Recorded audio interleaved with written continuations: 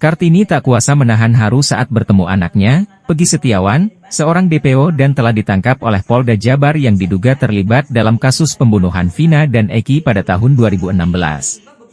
Pertemuan tersebut terjadi di Polda Jabar sehari setelah Peggy ditangkap pada Selasa, 21 Mei 2024, malam di Bandung, Jawa Barat.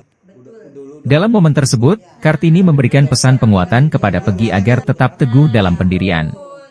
Ya, kemarin saya mengunjungi anak kandung saya Peggy Setiawan setelah mendapat kabar dari Ibu Yanti, majikan sekaligus kuasa hukum Peggy, bahwa anak saya ditangkap polisi, ujar Kartini saat diwawancarai di kantor kuasa hukum Peggy di Desa Kepompongan, Kecamatan Talun, Kabupaten Cirebon, Kamis, 23 Mei 2024, petang. Kartini, istri dari Rudi, mengingatkan Peggy untuk selalu berkata jujur sesuai dengan apa yang dialaminya. Jika memang kamu tidak melakukan perbuatan itu, walaupun dipaksa untuk mengaku, jangan sampai mengatakan iya. Meskipun wajahmu sampai bonyok atau bahkan sampai mati, ucapnya.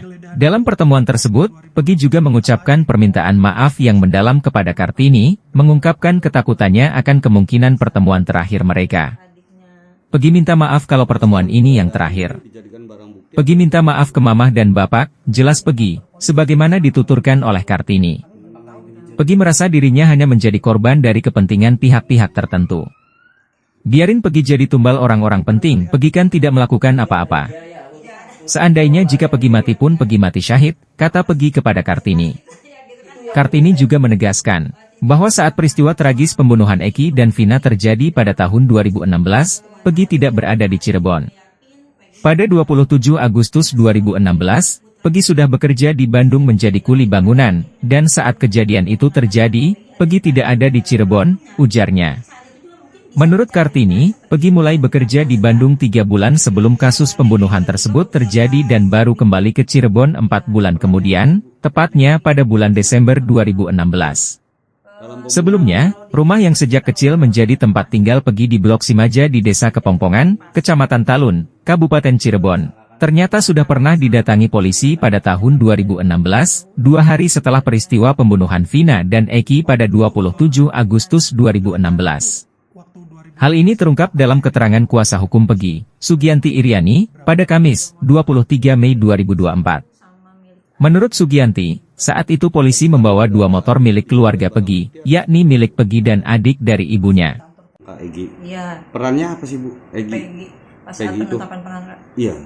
Dalam pembunuhan ini? Kalau di sini sih, kalau dalam penetapan sih tetap dijatuhkannya pasal ini. Disangkakannya sama, disangkakannya terdakwa terdahulu, pidana yang 8 itu. Waktu dulu Pembunuhan berencana. penggeledahan itu waktu 2016 itu apa aja yang dibawa Bu dari pihak polisian? Motor. Berapa? Dua motor, milik Peggy 1 sama milik adiknya Ibu Kartini. Dan sekarang keberadaan itu dijadikan barang bukti atau seperti apa Bu? Ada nggak? Masih di kantor polisi sampai sekarang belum diambil. Iya, Kami belum tahu itu dengan dijadikan barang bukti atau tidak. Iya. Setelah membawa motor tersebut, kasusnya seolah tenggelam dan sampai saat ini, motor-motor tersebut masih berada di kantor polisi. Sugianti mengungkapkan kekecewaannya karena penggeledahan kembali dilakukan tanpa pemberitahuan kepadanya sebagai kuasa hukum. Penggeledahan yang hari kemarin, saya kecewa. Karena saya sebagai kuasa hukum tidak diberitahu. Sementara saya kan sedang ada di Polda, sedang mendampingi Peggy untuk BAP gitu. Dan itu pun kita baru bisa BAP jam 8 malam. Padahal saya jam 9 pagi udah ada di sana.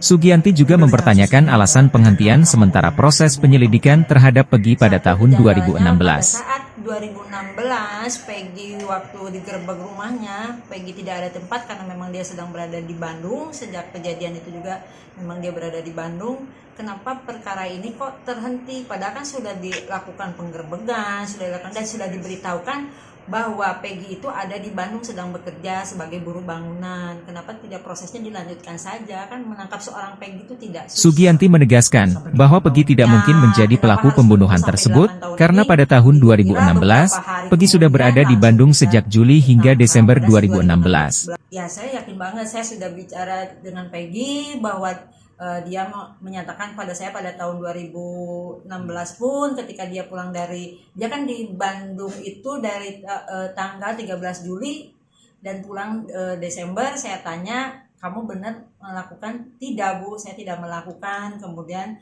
dia berarti 27 Agustus itu 2016 itu dia sedang berada di Bandung, itu saya yakin itu satu. Kemudian dia itu adalah seorang Peggy, anak dari pembantu rumah tangga saya, yang tidak mungkin dia bisa melawan Eki atau berani membunuh Eki yang notabene adalah seorang anak polisi dan juga anggota geng motor. Dia Kenal nggak sih berani- Bu si Peggy sama si Eki korban itu? Tidak, dia mengatakan tidak. Kemarin pun saat di Polda, kamu benar nggak kenal nggak sama Eki? Enggak, saya Bu, nggak kenal. kemarin saat pendampingan Egi berarti udah di BAP Bu. Sudah. Dari pihak kepolisian itu dasar menangkap Egi itu apa sih Bu? Mereka bilang karena DPO. Tapi kan dari data-data DPO dengan fakta kan tidak sama. Di Iya. DPO itu usia 31 tahun, kemudian rambut ikap, tinggi 160, alamat di Sutawinangun. Sementara Peggy kan sih ini di Pongpongan. Kupingnya juga bolong. Usianya juga 27 tahun.